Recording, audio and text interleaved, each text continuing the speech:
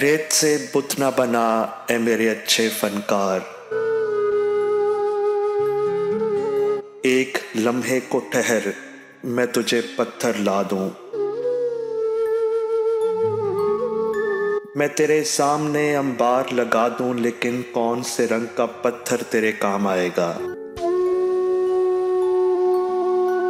सुर्ख पत्थर जिसे दिल कहती है बेदिल दुनिया, या वो पथराई हुई आंख का नीला पत्थर जिसमें सदियों के तहय्युर के पड़े हों डोरे।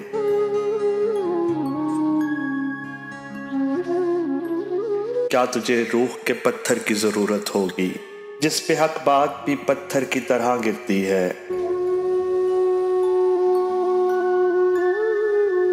एक वो पत्थर है जो कहलाता है तहजीब सफेद, इसके मरमर में से खून छलक जाता है।